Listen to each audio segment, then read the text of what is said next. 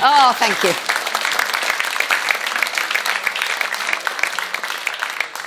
Good evening, ladies and gentlemen. How wonderful to see so many of you here.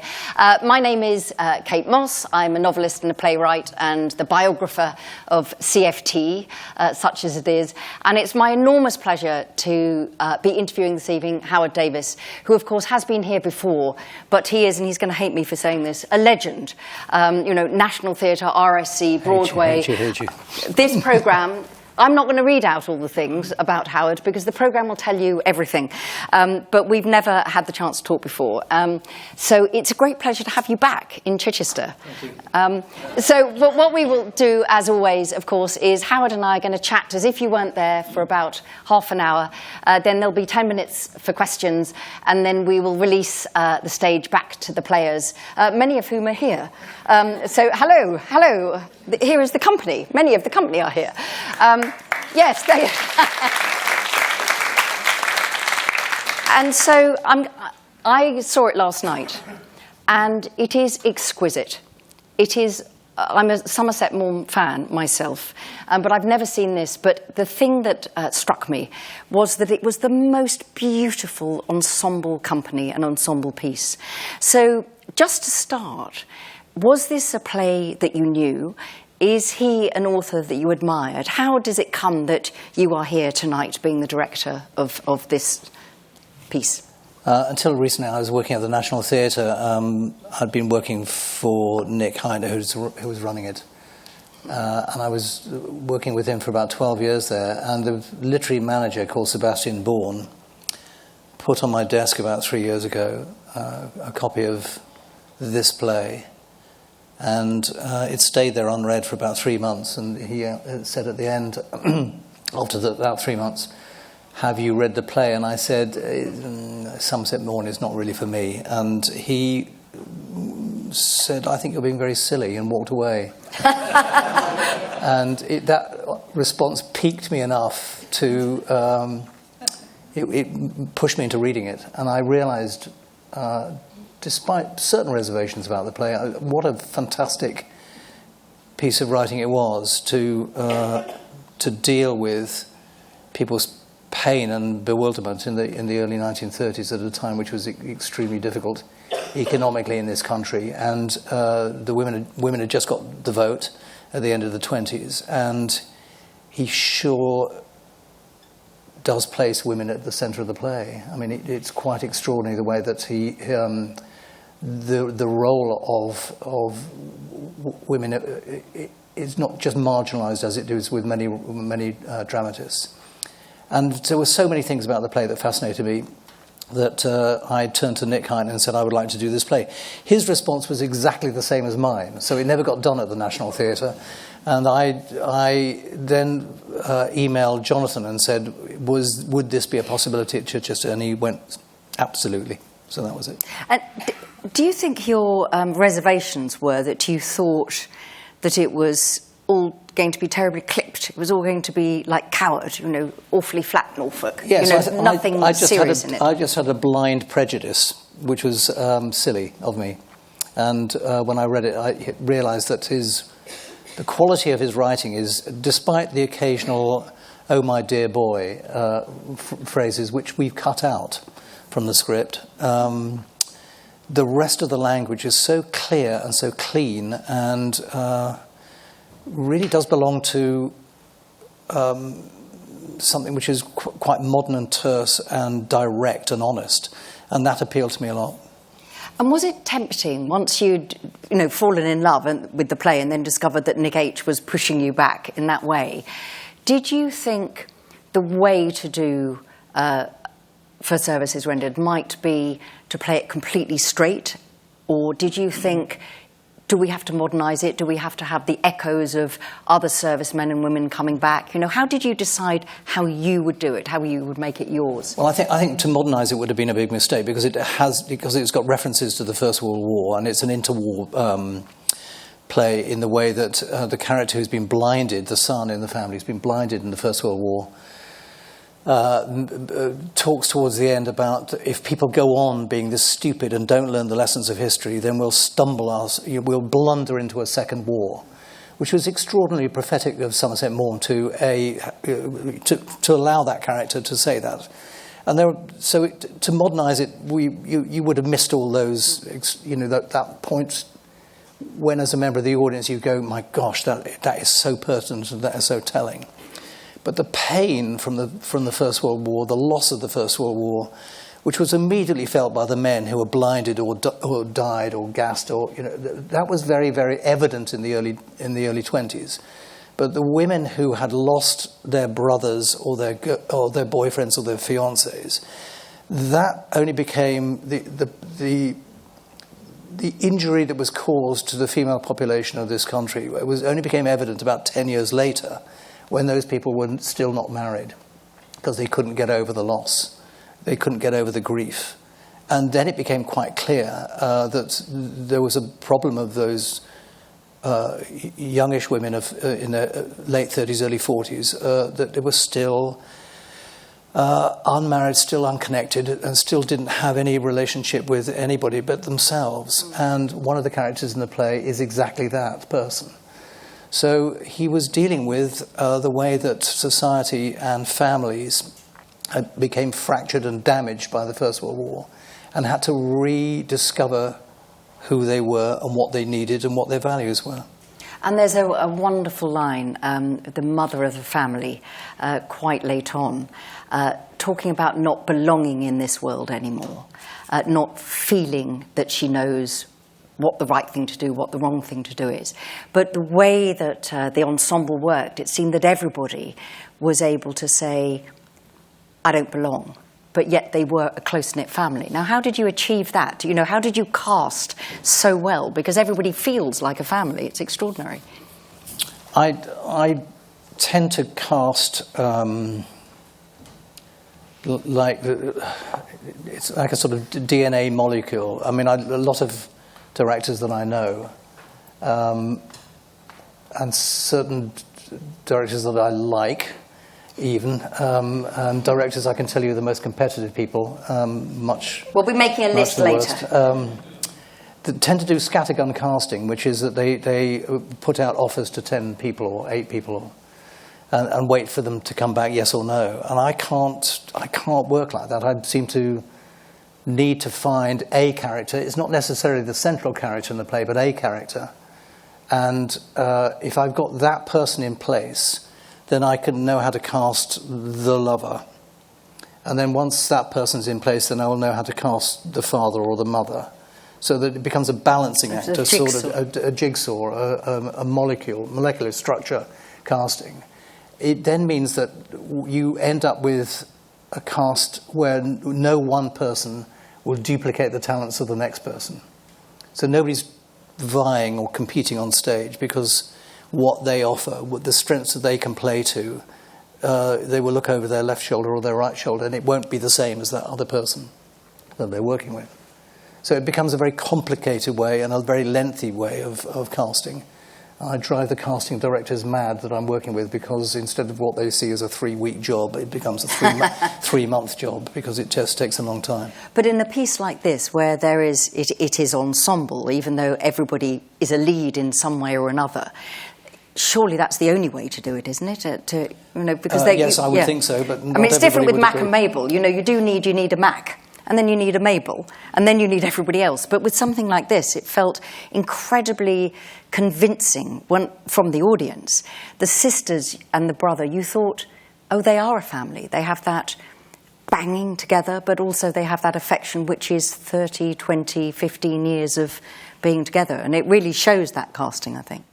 I think also we discovered, or we commented, the cast did in the first week of rehearsals, that it was very Chekhovian, that there was something about the play where the 3 sisters, at the end of Act 1, for example, find themselves on their own, and they can talk very freely and very honestly with each other. Well, one of them tends to be in denial, but the other 2 are trying to make her speak the truth about her life.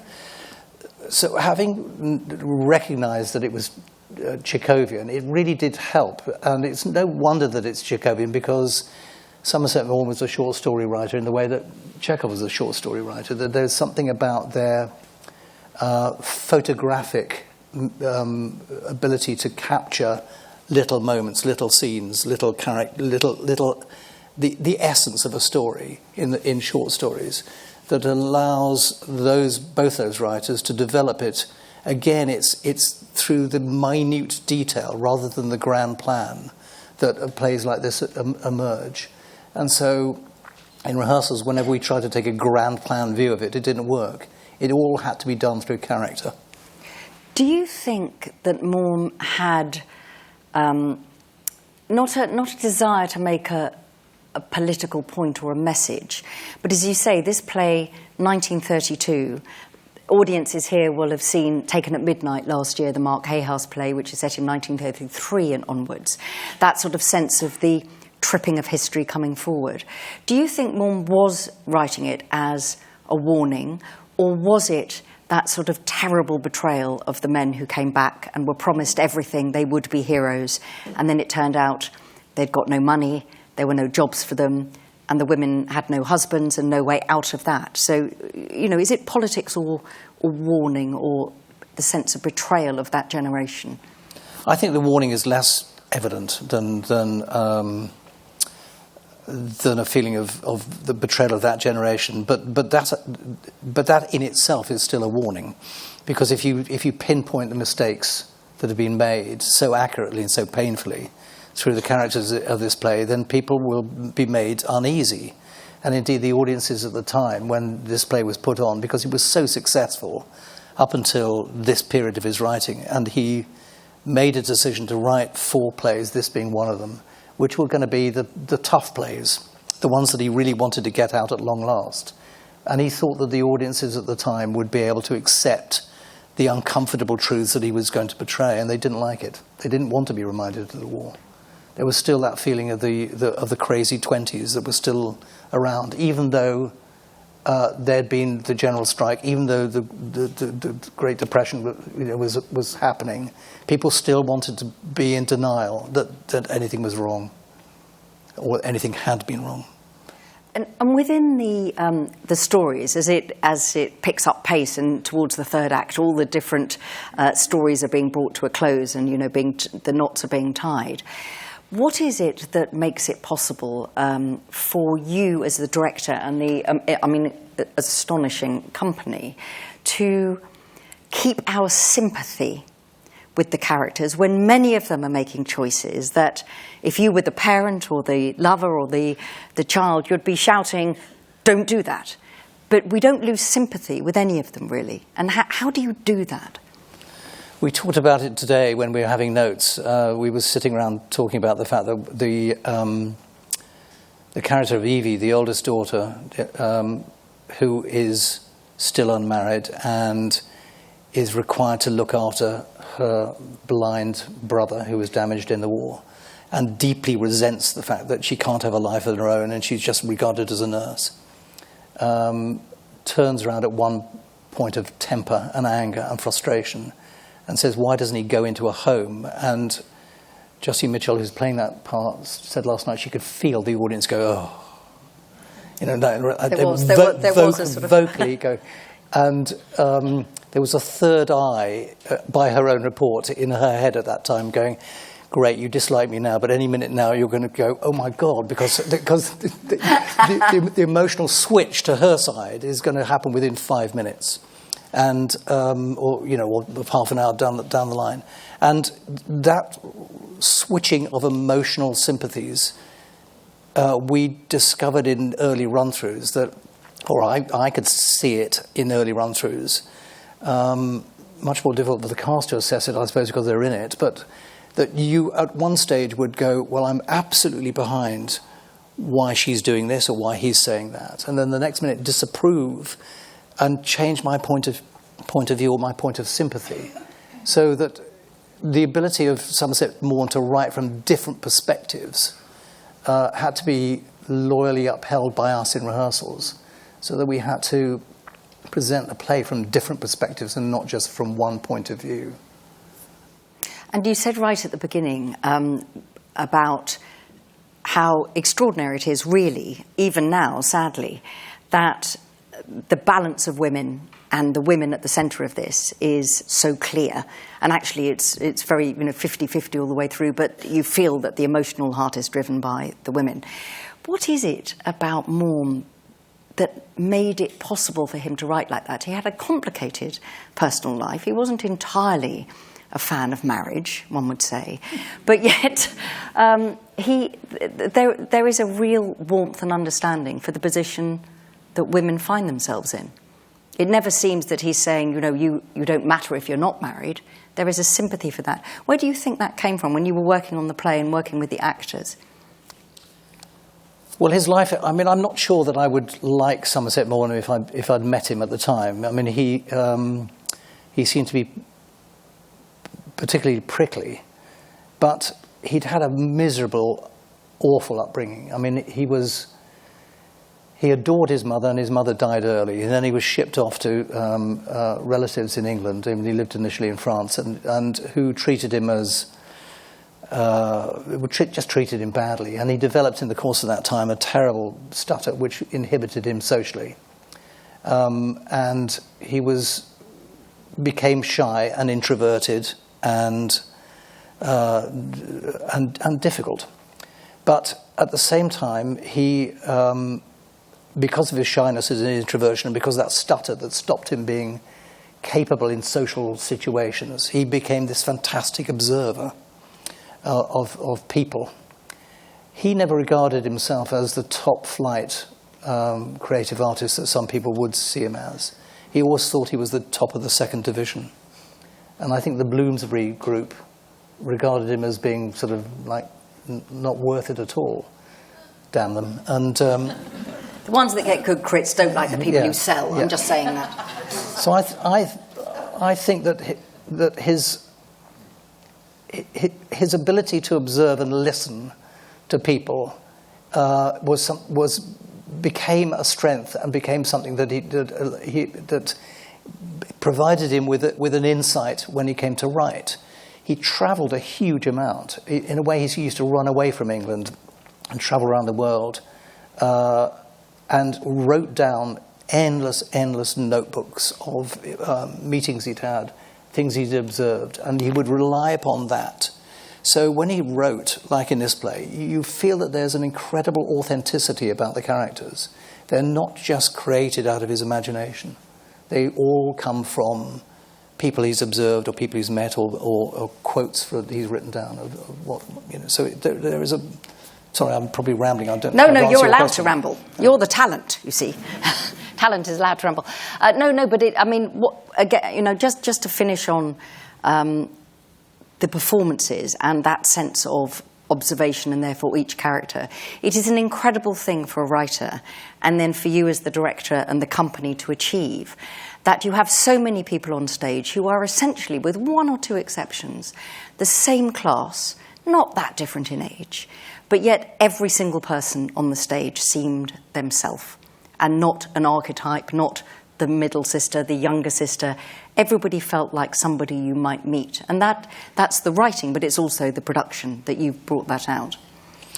I think that's the acting. I don't think it's the production. I think that's the quality of the cast that I have, which is that everybody got inside their character and everybody worked very, very hard at it, and we all worked very hard communally at avoiding the 1930s cliche of being sort of Noel Cowdish and cut-glass accents. Because we wanted archness. We absolutely got rid of anything to do with being cute or being arch or being in any way sexually coy, because running through the play is a strong theme of men abusing women, and the way that two of the men hit on the young daughter in this play. When I say hit on, they come onto it in a big way, and she deals with it, with both of them, with admirable dexterity. So that is a theme that has been around for so many years, centuries, and is still with us today. And I think it fascinated us in the cast. But there are themes of injury and loss as we talked about before, from the First World War, which we know about in this country because of the war in Iraq and Afghanistan.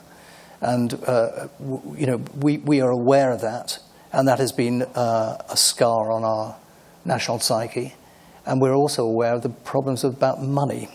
One of the big themes in the play has been about money. So all of these things we would discuss in rehearsals, because it all became important that as a company we all understood the themes that were going on, even though one character might have a different view of it. I mean, one of the characters who tries to make love to somebody who's half his age spends an early part of the play refusing to give somebody a loan who is desperately in need of money and is broke, who is a First World War veteran, a decorated man from the First World War, but has come completely financially unstuck. He absolutely won't give him a loan of £200, but he is prepared to spend £700 or £800 buying a necklace for the girl that he wants to seduce. So the mendacity involved in that is something that we all had, we would go away and go, how much was £200 worth then? You'd look it up and you realise it's actually quite a lot of money. So if you spend 700 quid on a necklace for the girl you wish to seduce, that's a fortune. So we carried these themes with us as well as observing the character traits. And is there a sort of sense behind it that nobody can actually afford to be moral, or that they are morally bankrupt? I think that people are struggling to hold on to their moral perception of the world because the world has changed. But the world has changed in several ways, and one of which is that they're broke. It's a complicated way of answering. No, but I mean, it's exactly as you say, that it's not that you sit there in the audience because you're so immersed thinking, God, I wonder how much 200 quid was worth then, what would it buy you? But actually the decision to not help, but equally be profligate because you fancy somebody half your age, there is that sort of lack of morality runs through everything in a way. Everybody's making a deal, but it never feels like a deal. People in the course of the play express their awareness of the fact that they are deeply disappointed in the life that they have. Even that man who I've just described being mendacious in one way is clearly frustrated by the life that he finds himself in. Most people have made decisions earlier on in their life, and they discover that it's not that they are now at a position that makes them unhappy. So at that point, they make further decisions, some of which are disastrous, and some of which are greedy, and some of which are ruthless, and some of which are moral. Simply because people want to move away from that state of unhappiness. And one of the most interesting decisions, which we can't talk about because most people haven't yet seen it, but is the decision that the mother makes. And that is a very interesting and incredibly modern moment, it seemed to me, at the end of the play, when the mother decides, is she going to be a mother? Or is she going to think of herself? And that's a very powerful moment, I thought, in the play. It's funny you mentioned that, because, again, we discussed that in notes today. Excellent. Because I was paying a great deal of attention yesterday. Because it came up as a part of the discussion that she decides that she's asked to behave as a mother. And she says, I'm no longer a mother, I'm an individual, I'm going to observe what I want to do in my life. And if that means that I have to step to one side and behave rather selfishly, or not behave in the way that everybody wants of me, then so be it. I want my independence of thought, and I want to make decisions about my own life and have control over my own life, rather than actually fulfilling other people's expectations. And that is a quite radical thing to do at that Absolutely. point. Yeah. I mean, it's incredibly modern to think that was, 1932 and that was it. I just want to ask a little bit about William Dudley's amazing, beautiful design. Many of you will have seen the rehearsal earlier this year, and that was one of his too. And of course, he's very beloved and known here at Chichester. One of the things I noticed was the barbed wire. Did you and he together decide that sense of having a visual remembrance all the time, that everything that's happening now goes back to what happened in 1914 to 18, had to be there? Is that why you included that, beyond the beautiful downs behind it? Yes, I mean, he produced this John Nash painting that's based on, and which is gorgeous, but then inserted the barbed wire at a later stage, and that seemed to both of us to be a very good reminder that the England's green and pleasant land was, there still are pillboxes from the First World War and littered all over the place. That we just wanted a visual reminder of what the play is also going to express, of the damage that war has created and the divisions within society that it's created. And do you feel it's more poignant doing it now, when we are in a sort of an act of collective remembering, I suppose, of the 14 to 18 war, it being placed now in terms of directing it? Do you feel that does give it an extra resonance, or it actually just speaks for itself? I think regardless? We've all been made very, very acutely aware of the First World War. Sometimes we've celebrated people's heroism, and sometimes we've been aware of the fact that there were gross mistakes made and we should never have been in that war. It's, as a writer, it makes me, think of, one of the great famous last lines, of Jane, "Reader, I married him." And of course, we all know that actually most of life is what happens after "Reader, I married him." And that was one of the things I felt about this, that actually there's so much written about war and how it happens, and so much less even now written about the consequence, that this is a really very significant play. And it made me realise how odd it was. I hadn't seen it before.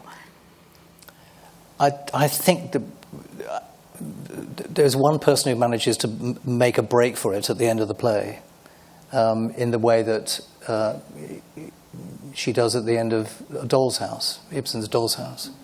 And I think that, as you were indicating, the next play would be about that person and what happens, because making a bid for independence feels okay until you have to then deal with it and live it. She would be a great character to carry on. Anybody know anything about the Somerset Maugham estate? I'm just thinking. Last question before we go out to the audience.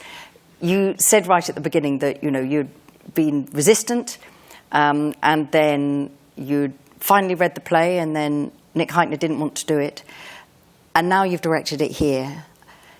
Is it the play that you thought? Is the way when you started to work on it the play that you read on the page, the play that you found yourself directing, or did it change its shape as you were working with the designers and then with the company? It's got better. I mean, it's... the writing? Yes, I think that very often... I mean, plays get better in rehearsals, because sometimes I talk to groups of people or get interviewed by people who question me about the play in an academic way. Plays weren't written to be read, they were written to be performed, and there's a visceral thrill in watching actors bring something to life and being as accurate and as moving or as bold as they possibly can be with what was originally a script. So I always find that from day one of rehearsals to the final day of rehearsals is a kind of extraordinary roller coaster of pleasure, because it means that you discover with that cast, whichever cast it is, new insights into the play that whatever my preparation, however detailed my preparation, I will not have discovered. That the communal intelligence is far more than the single intelligence, and that those people who work with you, together we make something which is much better than that original piece of writing. And is that the way you mentioned that you'd cut out some of the old boys and those sorts of linguistic mannerisms to make it clean? And does that happen in the rehearsal process when someone has breathe life into their character, or had you already done that beforehand, gone out and cut those sort of cowardisms? I've done quite a lot, because I didn't want us to be tripped up by a vocal mannerism that belonged to the 1920s and 30s, that is now redundant and nobody uses that mode of speech. But even today, there was Joseph Klosko, who's playing the blind son, said, I was asking him to do something in a particular note, and he said, well, can I just stop calling her mother at that point? Because then the line would be cleaner and more direct if I talk to her as an individual and not as my mother. So even then we were just cutting and shaping and making things work for us. I'm sure the Somerset Maugham estate would hate us doing that, but we're making theatre. Yes, and I mean, I think, well, personally, I mean, you will all make your own minds up. I think it's unlikely that many of us will see such a fine piece of ensemble acting anywhere in the country this year. I mean, it is so good. And all of those things do make a great deal of difference, because you do feel, I don't know if everybody else felt this, that I was eavesdropping on a family catastrophe. I didn't feel I was watching theatre. It felt so completely natural, actually. So all of that slicing away, never mind what the estate says. I think they'd approve. I think he'd be pleased. I know nothing of this, obviously. Well, that's credit to them over there. I think he'd be really proud. Yeah, and it speaks now without any, nobody has to be in a leotard or some piece of modern, lightsaber work in order to make it just as modern now as it was. Now, we've got time for some questions. Anybody like to ask a question? We talked about more the short story writer, and a lot of short stories were, of course, first published in literary magazines, from the Illustrated London News, that type of magazine. Those have all disappeared, it seems to me, nowadays. I'm not aware of any of these things, to write a short story, to get your characters and your plot and your exposition in a few pages to a deadline must have been a wonderful, wonderful discipline for a writer to do it over and over and over again. If that has gone, are we ever going to find other playwrights like Maugham where part of their art and their discipline came from the short story, and they were able to transfer that discipline, the compression and the efficiency and the effectiveness of expression, to transfer that over to the stage? Or is that genre gone now? I suspect the genre is gone. What happens, I mean, I wish, I mean, from what I gather from what you're saying is that it would be a jolly good thing if that still pertained. It doesn't. As a director who tries to find work or commission work, usually the promising writer who emerges on the scene gets snapped up by television and films because they get paid a lot more. And by the time you bring them back into the theatre, when they can afford to patronise theatre at a later point, they have learnt a different kind of art, which is they tend to write scenes for a page and a half only, because that's what is required for television and film, and then move on. And that makes it incredibly difficult to stage. So that what's happening to theatre writing is that we're struggling at the moment as commissioners with people who are either too young to write the best possible plays because they will write them in a few years' time, but are promising and good, or people who've learnt their craft, but learnt their craft in television and film. So, and then when we sit them down to commission and to work with them and to edit them and to try to generate a proper sense of theatre writing, that just takes a long time to get people to realign their thinking. So it's a slightly frustrating time to be in, I think, working with writers at the moment, from my point of view. And funnily enough, as a writer, I would say that writing for theatre sits more comfortably now with novelists, because there is always that sense when you're writing a novel and when you're writing a piece, a play like this, that your job is to create the world. Whereas a short story and a screenplay, it's about the moment, which is a completely different sort of skill, really, isn't it? And so I don't think we should worry about there not being short story writers, but I think worrying about the long form in theatre is a different issue. I mean, I was saying to Howard beforehand, one of the books that I treasure most is my dad gave me. Many of you knew my dad. A signed copy of Somerset Maugham's A Writer's Notebook. And actually, the advice in that is as good now as it was when he wrote it in 24/5, in terms of what a character is, what a scene is, how you chop out all the words you don't need in a description. You know, it's really, any of you who are writers, it's really well worth reading. Is there another question? Thank you, Maurice. The play wasn't well received, it has, at that time. So part of my question is, was it performed again before the Second World War? But after the Second World War, was there a change in society where there wasn't so much a feeling of denial of what had happened, and there was an acceptance of that sort of effect that it had on the public? I actually, shame on me, I didn't do my research enough to know whether it was done again before the Second World War, whether it was revived after its initial rather short run.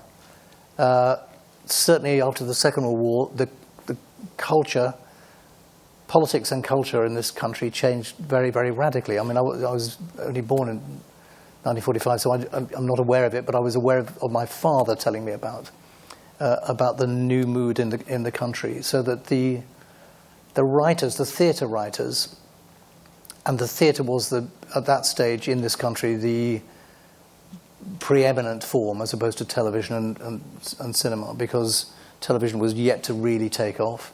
But the theatre writers were messing around with new forms and new structure, and they were being very satirical as well. That the satire, the ability to lampoon the government, which was once seen as like not on, seemed to be perfectly acceptable. You know, even mad shows like the Goon Show would, you know, the insanity of the absurdity of that kind of humour allowed writers to take bigger risks, both politically and socially, and they weren't interested in writing like this play, a well-made play, any longer. They were writing sketches and joining up sketches and giving it a through line, which, you know, some of those plays from the early 50s or late 50s are now hardly remembered, and it's only looked back in anger that is remembered as a major changing point in British drama. And Looking Back in Anger, I don't think is personally a terribly good play, but it's captured the mood of the moment. It captured a kind of dyspepsia amongst the young people of this country in a way that made it seemingly to speak for the country as a whole. I mean, it hasn't been put on that much. I wonder, has anybody ever seen it before? See, that's really extraordinary, I think. Yeah. Did somebody put their hand up? You have. It was at the National 30 years ago. Ah. Great production. I think a gentler production, which is interesting seeing it again now. A gentler production. Yes, I'd say that. I mean, but if I could follow on from that, my question was going to be, I do feel that people tonight and people last night will feel, yes, Chekhovian. But I wonder if Howard would say, I wonder if he and the company had to think about making sure it didn't turn into Chekhov. Because I don't think it is Chekhov. It isn't Chekhov. It's like Chekhov sometimes, you know, and it's we didn't. Our biggest struggle was to not play like the beginning of the play about tea and tennis. You know, I mean, I think probably Somerset Maugham is deliberately doing a sucker punch on his audience at the time, which is he sets it up as a traditional tea and tennis play, like his earlier plays, which are social comedies, and then whacks us over the head with the pain of these people's lives. We had to try to play down that at the beginning because it seems to be slightly too period and artful and a bit sort of dated, but we didn't really have to stop ourselves going into a Chekhovian mode. We would just occasionally look at it and go, my God, that is very like him, the way that he's touched on those characters, the way that he manages to sustain, like Chekhov, a large ensemble of characters and manage to shift between one storyline and the next apparently effortlessly. Not many writers are capable of that. I think the last production did fall into becoming Chekhovian, because now I've heard you say that, what I'd say you pick up very well is, of course, the difference is that Russia was a suffering country. Every class was suffering. This was supposed to be a land fit for heroes. And even in a land fit for heroes, look what happens to women, to people who've lost, to people who have no money, and the difference there is what you pick up so well in this production. Thank you. Is there a final question? Can you say who was the first actor you cast? The question was who was the first actor cast, and Howard said he could not say that because it would not be gallant, even in tea and tennis, to say that. Well, I'm going to draw it to a close, but I just want to say it's been an enormous pleasure to have you here, Howard. It's always very, very kind of the director, particularly, and indeed the company, to come in before press night when it's not yet, the paint's not quite yet dry. But we do appreciate it. Press night's tomorrow night. I hope everybody will enjoy it, and if you haven't got a ticket, will now be, your appetite will be whetted. But for now, can I just say an enormous thank you to director Howard Davies, but also how wonderful to have so many of the company here as well. Thank you all very much.